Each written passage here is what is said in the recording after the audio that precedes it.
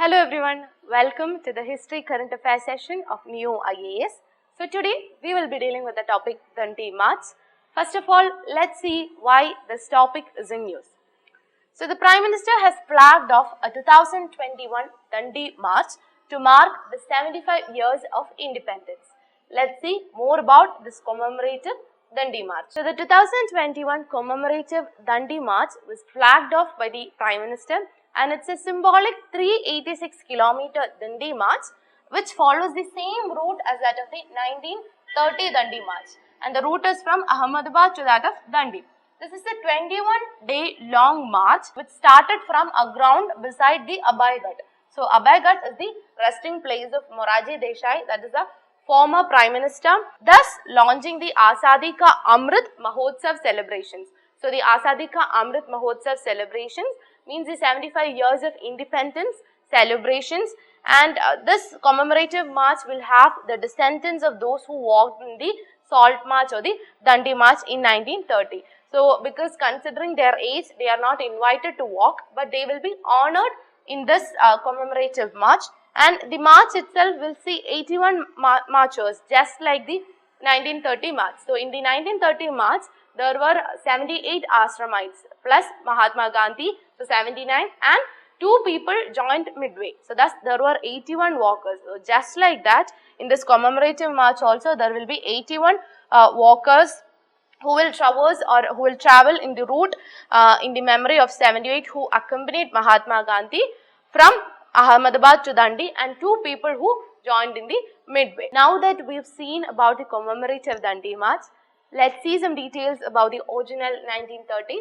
Dandi March. The Dandi March or Salt March is a tax resistance campaign against the British salt monopoly, and this was led by Mahatma Gandhi, and as I already said, there were 81 people in this salt march, that is 78 ashramites plus Gandhi and 2 who joined midway. So these 81 people went for this 24-day long march. So this salt march was a 24-day long march, and it started on March 12th, that is they started from Sabarmati Ashram on March 12th, and they reached Dandi on April 5th, 1930. It was on the next day, that is the next morning, that Gandhi along with his ashramites, they went to the sea coast and broke the salt law. We know that Gandhi was an ardent follower or believer of non-violence.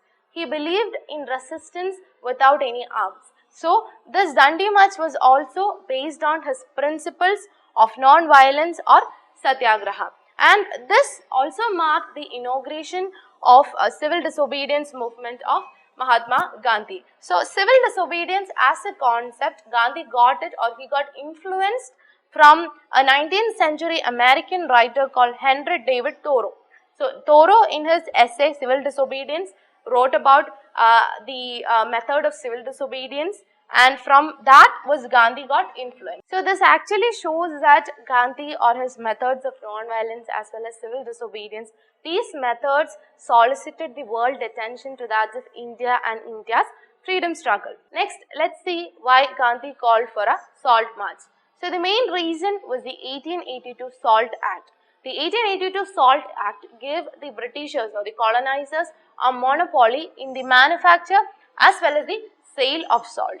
So the salt was a commodity that was freely available in the coast of India, but the colonizers forced Indians to buy this commodity at a very higher prices, at a very high price from the Britishers.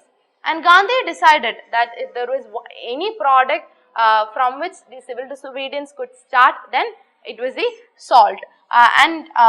He quoted that next to air and water, salt is perhaps the greatest necessity of life.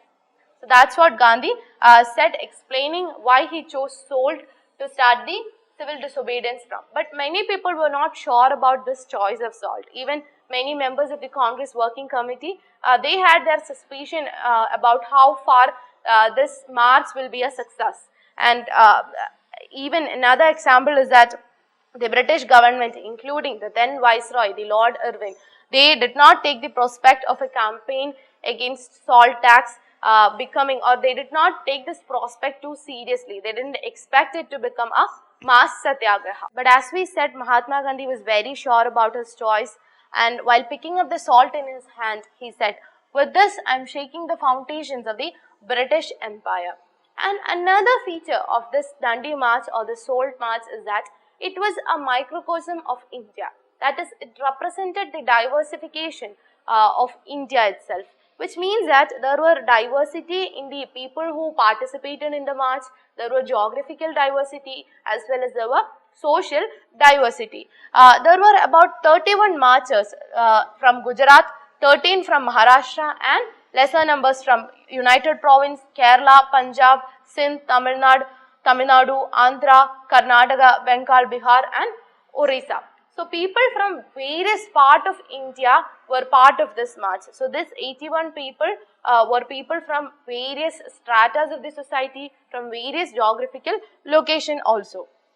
And there were even from the social aspect, there were students, there were Khadi workers, there were several so-called untouchables and Muslims as well as Christians who were part of this Dandi March. Now let's see what was the significance of Dandi March. So the popularity gained by the Dandi March shook up the British government itself, and they responded by arresting about more than 95,000 people by the March 31. So March 31, by that time Gandhi didn't even reach Dandi. He reached Dandi only on April 5th. So even before that, because of the popularity, the government responded by arresting more than 95,000 people.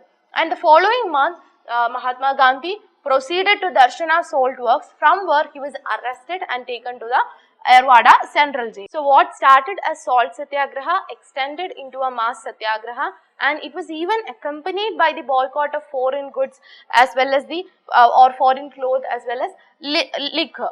And even forest laws were flouted in Maharashtra, Karnataka and the central provinces. So the civil disobedience movement does not end just with the one commodity, that is the salt, but it extended to other aspects too. The peasants in Gujarat and Bengal refused to pay their land taxes and the Chowkidari taxes, and also the acts of violence too broke out in Calcutta, Karachi and Gujarat. But unlike what happened during non-cooperation movement, that is, in case of non-cooperation movement, when violence broke out, what Mahatma Gandhi did was that he suspended the non-cooperation movement. But unlike that, when violence broke out in case of the civil disobedience movement, Mahatma Gandhi, he refused to suspend the civil disobedience movement. Moreover, with this mass satyagraha, the Britishers also understood that now the Indians will not blindly adhere to their whims and fancies, but if they want to rule India, that completely depended on the consent of Indians. So this was a realization that the mass satyagraha was able to give to the Britishers. So with that, we are winding up today's session. Thank you.